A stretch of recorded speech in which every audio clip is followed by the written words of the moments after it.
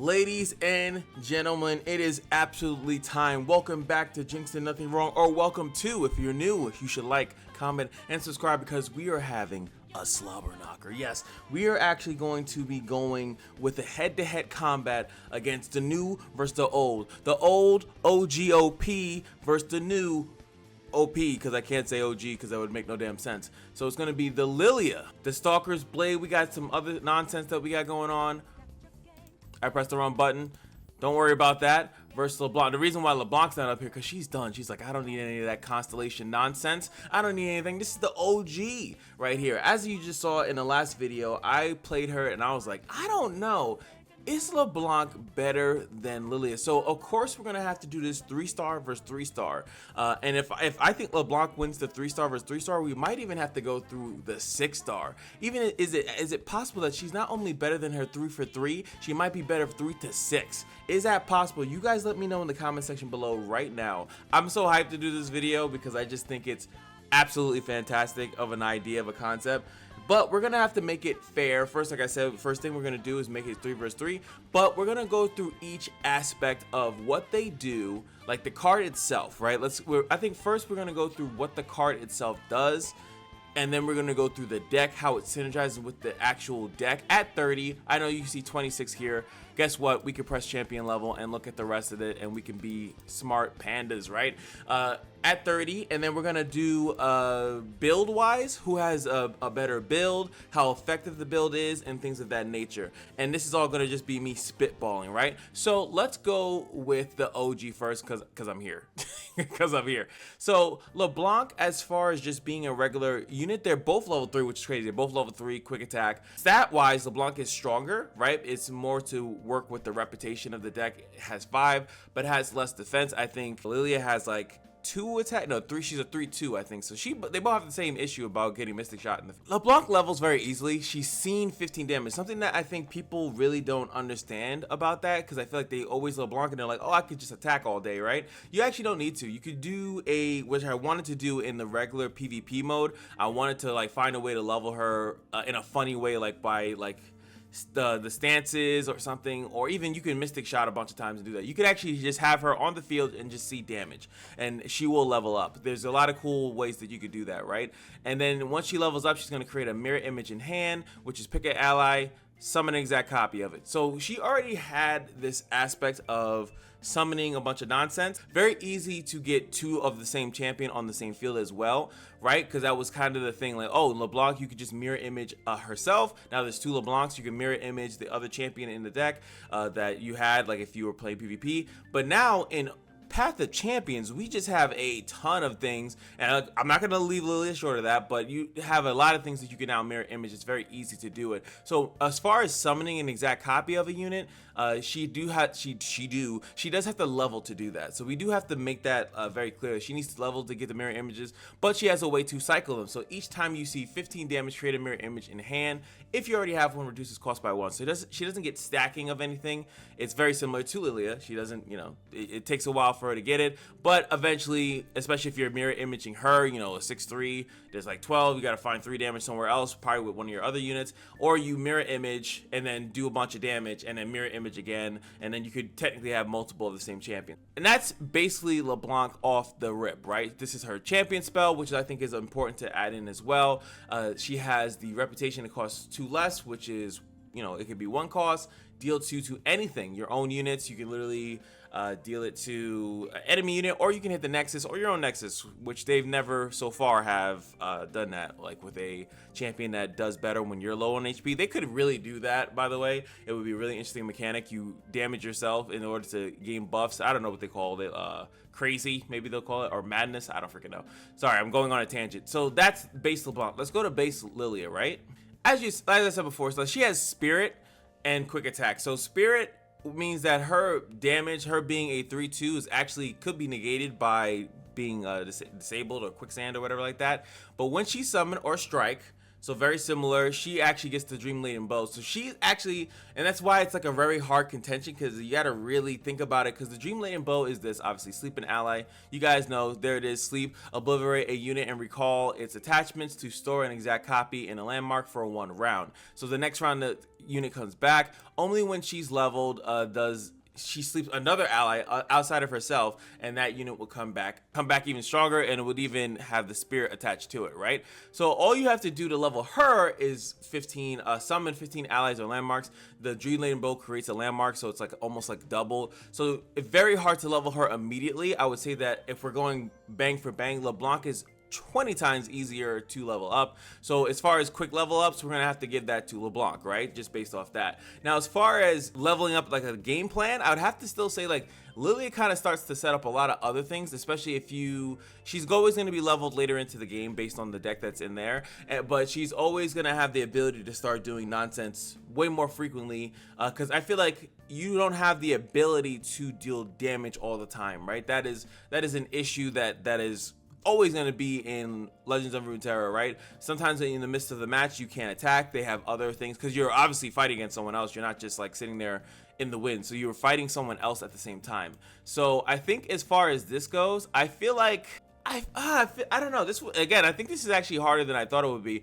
So if I go for base, I still feel like since LeBlanc's a little bit easier to level and she has a lot of impact immediately, but I feel like Lillia's impact later on is much stronger, right? It's way stronger once she's on the field for a little bit. She's doing that. If you have another copy of her, then you could sleep a unit, create a Lillia in the deck, whatever. But you can also sleep a Lillia any way, shape, or form, even with the Dream Laden Bow, and then you can drop another Lillia, and then you have two non-ephemeral Lillias, right? And that, to me, doing that quicker, easier. Now when you have two of them attacking, you're reducing the cost of the Dream Laden Bow way more quickly. It's to me, it's like a really I feel like she's way more impactful, but it requires a little bit more setting up. So LeBlanc, I give early game, but I give Lillia the mid to late game by like a mile. The whole aspect of not being able to deal damage or having to do damage makes it a little bit harder to make the champion more consistent. Meanwhile, Lillia can actually just sit in a corner and constantly keep sleeping things, and it really doesn't matter. Then let's go over to the starting deck, right? So Lillia's starting deck, I already have everything level 30. So we have this, the Fearsome Spriteling, which is whatever, Green Glade Lookout. So what you're looking here is stuff like this. When I'm summoning Flash Bomb, 4 Flash Bombs into the top of the deck, and it has barriers, so it comes back if you keep sleeping it. As we just said, it's going to come with a barrier, so it's an easy thing to block, and it's putting flash bombs that will damage the enemy units at the same time. This card is loaded, right? And on top of that, it also has an effect when I'm summoning, give all allies more damage. So this card to me is such a loaded card. I think it might be one of the most loaded cards maybe in all the decks ever. Like, it's so strong. This summon a Spriteling, sleep a unit, right? And then we have, I should have probably went to the Constellations after that to kind of flesh out the thing, but we'll do it this way, and then I'll go right into the Constellations. We'll just look at the decks. So this is another one. When I'm summoned, draw, so you could keep putting this to sleep, and then you'll keep drawing. So she has a draw engine into the deck, right? There's a way that she can keep drawing. You can't do it with this card.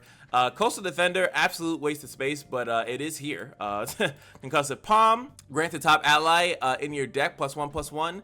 And then we have a Dream Alina. This card, especially, this is a 3-star, right? If you actually level her up further, yes, it gets the thing where it reduces its own cost. And they also have this waste of space, which is the Green Glade Lookout, to accommodate this card. I feel like they should just take either or both out. But yeah, that's the starting deck for Lillia. Very strong with some of the earlier cards, right? Like the 3 cost, a 2 cost, like very strong to keep doing that. But it's only 2 of them, right? So, and then you have this thing, which late in the game, which I said she's really good about stalling.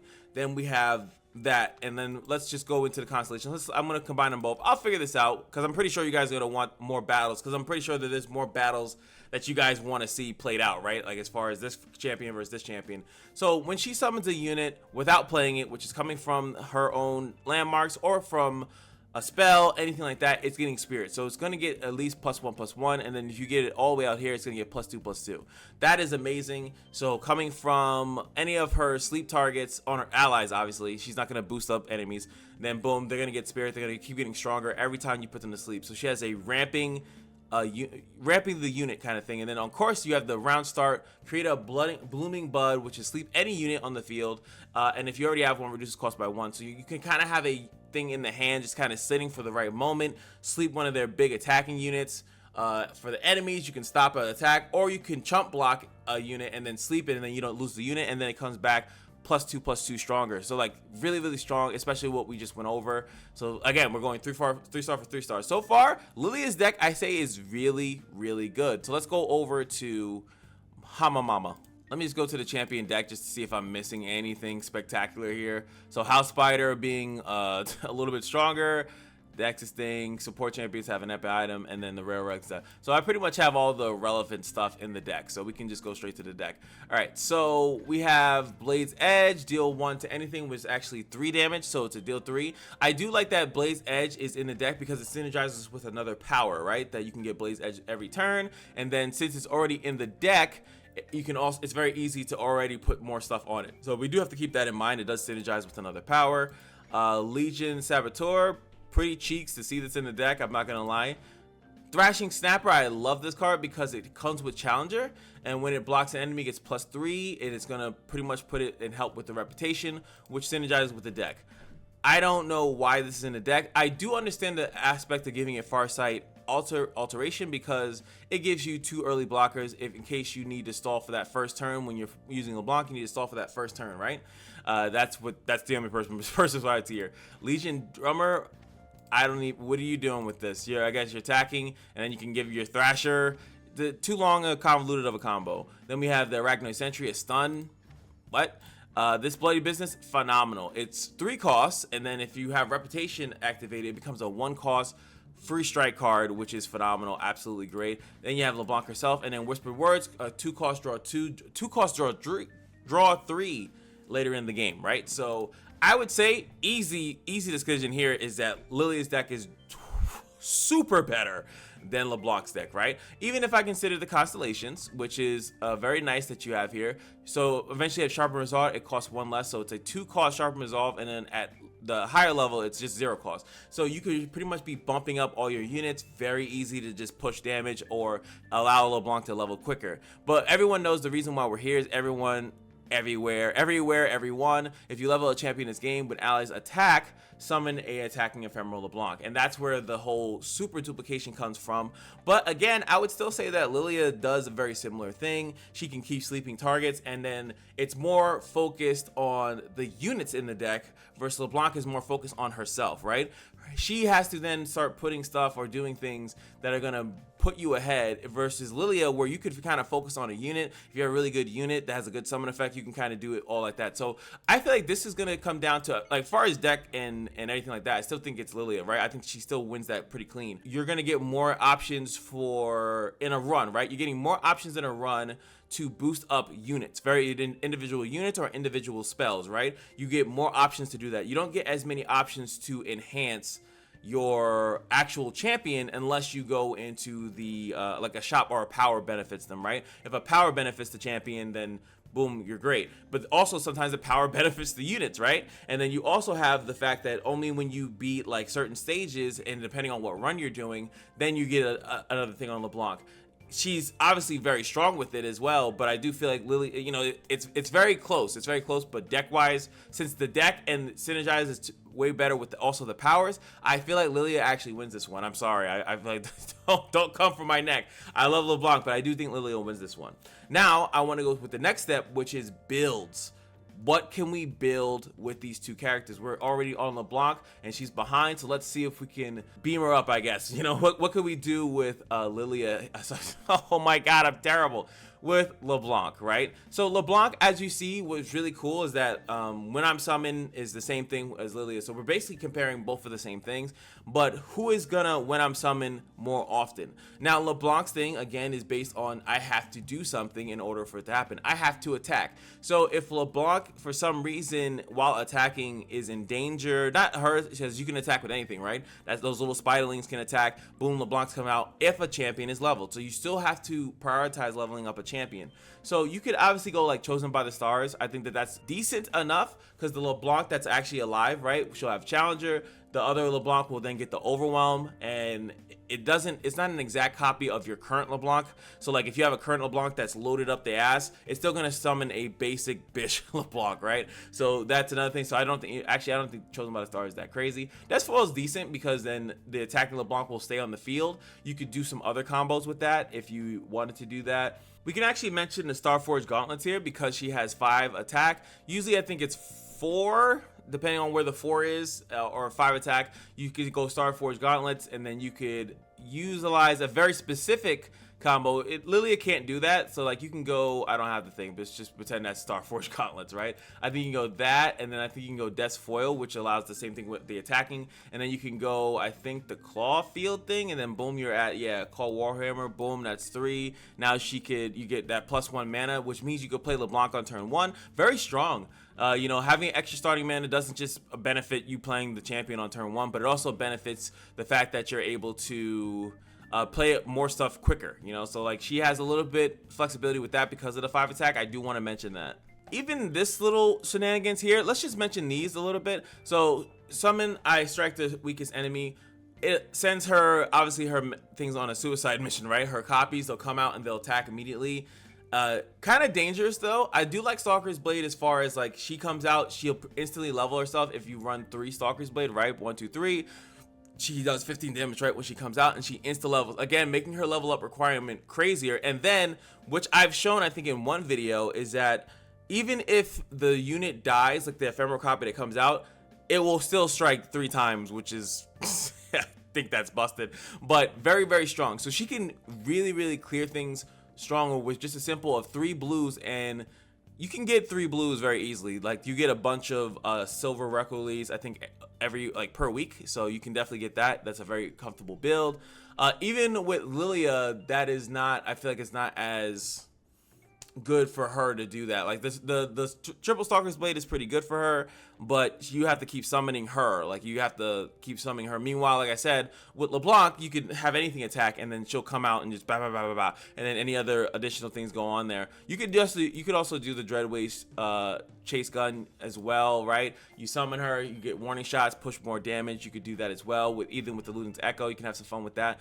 Guardian's Orb, summon, grant items. They both can kind of do that depending on how often you're going to keep summoning it. They can both do that. When I'm summoning strong, the strongest enemy, and you could do 3 of these. Probably your intro to most of these characters is just multiple stuns. If you don't have any good blues or purples, you can always do that. I love that. Summon it, stun, make it easier for you to attack to push more damage. Golden Spatula, not for LeBlanc, more for, I would say, Lillia, right? Because you can keep stacking on that same character. Meanwhile, when you summon that, only the Golden Spatula would be only for the mirror imaged versions of LeBlanc. Wouldn't work as well. I mean, sorry. Hymn of Valor, not bad, especially if you have a augment, created cards, cost 1 less or something like that. Her mirror images, and every time she attacks, she'll keep doing that. You can double the mirror image, the doubled one. Like there's definitely a cool build with LeBlanc with that you could do. Luden's Echo with the chase gun if you want to do that. Now something like this, I'd have to say, is more for Lillia. I'm doing both at pretty much the same time, but Lillia definitely could do this because her units kind of stay on the field more. Allies have +1/+1 and cost 2 less, allowing you to do a more champion focused thing. And as you can see, I could put multiple of these on. So I could do a -4 cost, and then you can do one of the other purples, or you could do something that has other champions in the deck. And then since you have 2 of them, you can go 4, and then 4 turns into 8. You know, like it's kind of a little crazy here when you hit the star gems on units. So Lillia can kind of facilitate that because it's very easy to get at least 2 of them that stay on the field, right? LeBlancs are more about a temporary usage of them, right? Troll King's Crown's kind of very unique on LeBlanc, right? Because what's cool about that is that this is not a power. So unless you have the other one where all your units get plus, what is it up here? I always forget the name of it. Like Beast Build. I forget the name of it because I don't really. The Beast Within. Allies have Overwhelm, and if they have a subtype +1/+1, right? Very similar to that, but if you don't have this, you can also go with the Troll King's Crown. And what's cool about that is that as soon as you attack, all your allies have Overwhelm, and then LeBlanc is all the way to the right. So like she actually then gives your things Overwhelm really quickly. They have to block pretty much everything. The trades will not be favorable. So I do like that. I just kind of wanted to mention that as well. Ravenous Hydra in the building. Summon. Dealing 1 damage. Obviously, if you're not in like the Lysandra run, it's kind of important, right? You can keep chipping away at units as you keep summoning. You can potentially wipe the whole field by just summoning the same unit over and over and over again. I think, again, this would be better for like Lillia because I feel like it's easier for her to do it in the beginning unless you have a build that lets LeBlanc level up quicker, right? So as far as this goes, I'm reaching the end here. Vulnerable is another good one. I loved Vulnerable on like Lillia. Then you pick your attacks because you're summoning so often. I think this one's super close. They have very similar things. There's like 1 or 2 that works on Lillia. There's 1 or 2 that works on Leblanc, based on how they like work. So I feel like it's very, very close. Any of the purples that I don't have. Oath of the Guardians would work this double star gem. Oath of the Guardians, you could do that. Portal Plows is pretty good. Hand space issues might be a thing, right? But it is what it is. So this one, I'm kind of torn.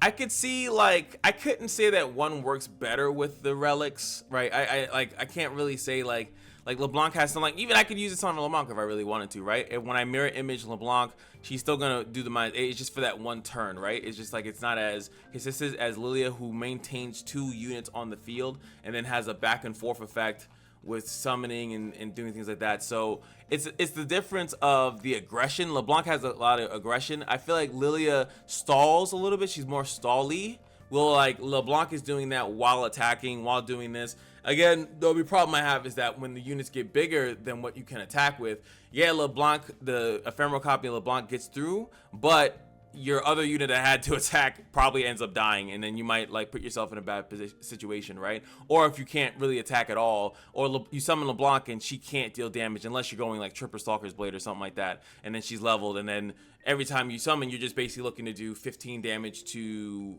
as it keeps trickling down to the weakest unit, right? So there's a lot to do. I have to say it's about even here.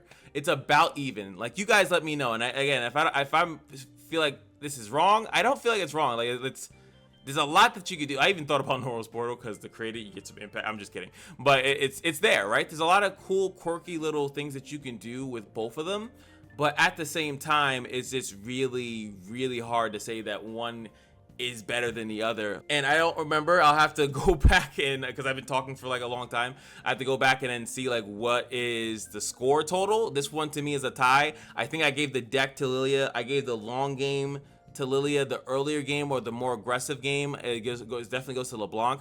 Now overall, I think that LeBlanc would still beat it out. I feel like the ability to crush a game is more important because a lot of the encounters in the game currently, right? If I go into the game currently, being able to be strong early game in most of the strong encounters, right? So I go from like Galio, as you saw, she demolished Galio, right? So Galio, I think, is boom, she wins that, right?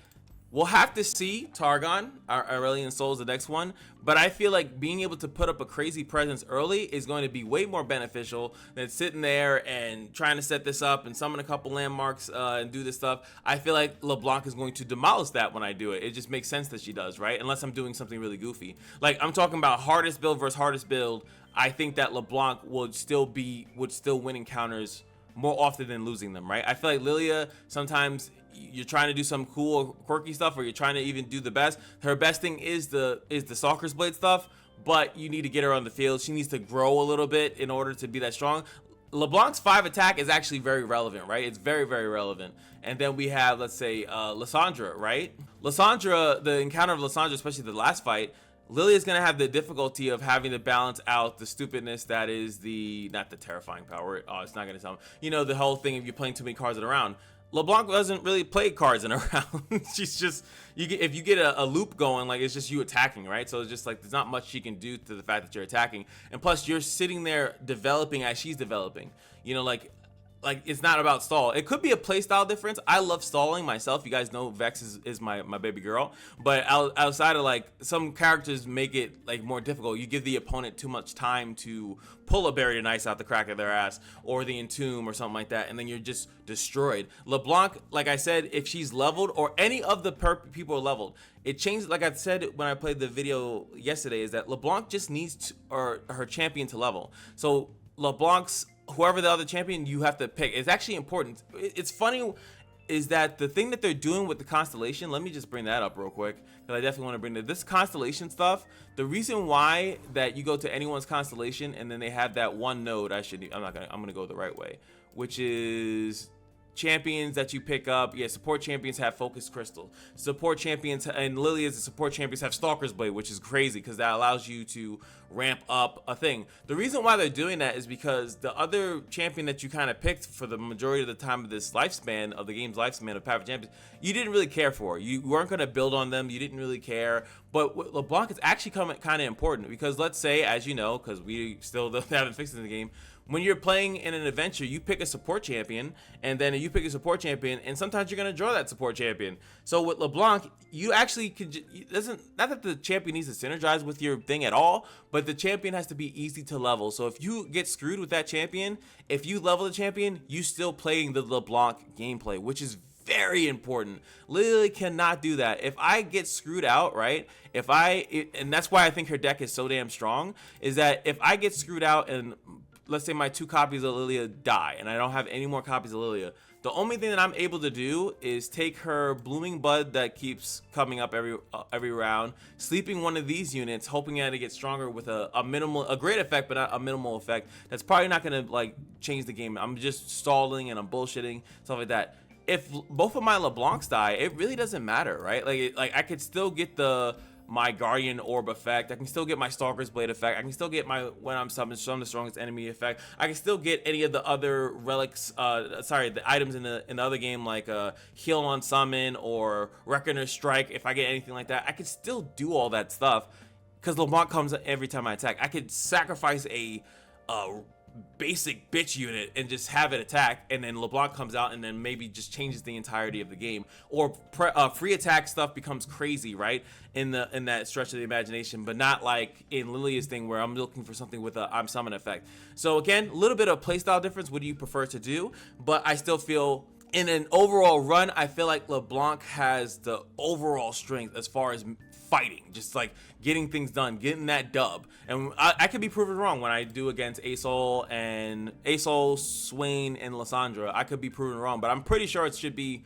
relatively easy because of that. Lillia has creativity with in a run, and you're like, oh, let me just get this one cool unit and I'll put it to sleep 10,000 times.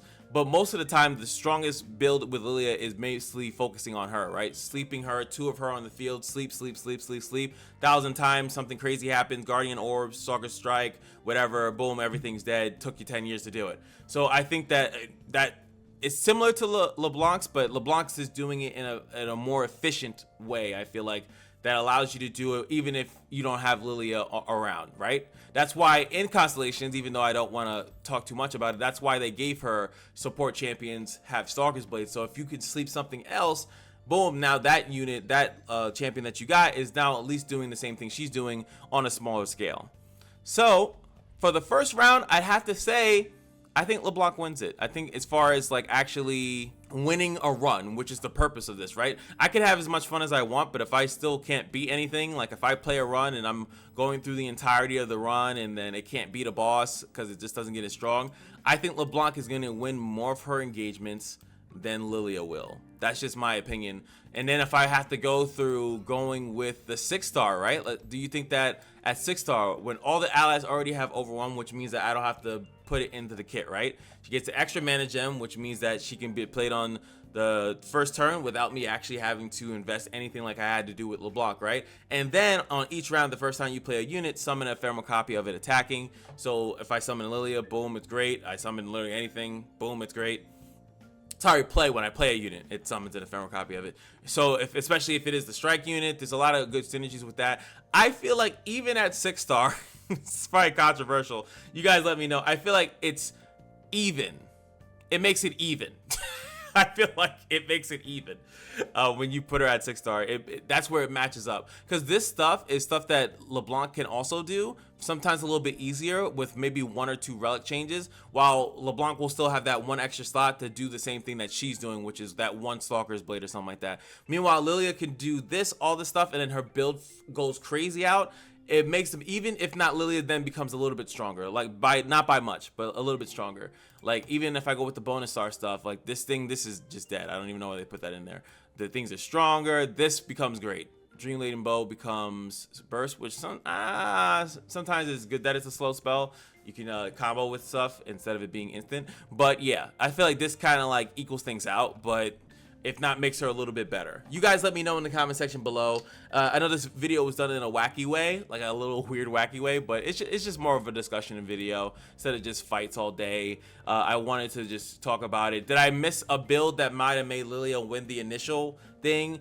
Or was it Leblanc all the way? I know in the first comments that I read, I think that most people said that Leblanc wins it. And I don't just think that I wanted to look into it and like deep dive with you guys and like really think about like, does she really win it that easily or does she not win it at all? But I do think that Leblanc is better, a little bit easier to use, stronger. Like I said, the attack, that quick attack, 5 quick attack is very strong. You can't leave that out when a unit keeps coming out on the field, applying effects every time you're attacking, and then it makes play free attack like insane. Like I almost would guarantee and bet my money on if they were to make LeBlanc a 6-star, that's what it would be, that the champions have that effect that they have free attack or something like that, because it's just too strong in her deck. The more you can attack, scout attack is nuts.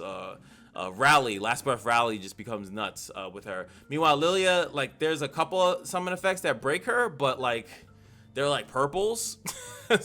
They're not like blues, like, so it's like really strong things that she can get that will elevate her. But yeah, they're very similar, very similar, but LeBlanc etches out and then Lillia etches out when she goes 6-star. That's my final verdict and I'm sticking to it. You guys let me know what you think in the comment section below. And if you guys want to see more of these and certain champs that you guys think are similar, or maybe like just 2 regions, like this was Ionia versus Noxus, and I forgot. I feel bad because I wanted to kind of base on what they get in their runs. That I feel like that's kind of important. Like the Noxus spells versus the Lilius, like the Ionian spells, is kind of a things you want to add into the conversation a little bit.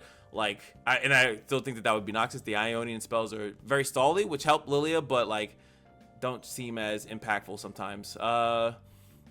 But like I said, like let's say people want to know Gwen versus Viego because they're both Shadow Isles, and then you have a battle for your Nova Crystals if you have a Nova Crystal. So we could do stuff like that. Kaiser versus Talia. You know, who are you supposed to invest your Nova Crystals if you have one? Banlo City has like 3, I think, 6-star characters, so it's way harder to like kind of like do that, like a triple royale, triple threat match, whatever. You guys let me know. And until then, I'll see you guys in the next one. Peace.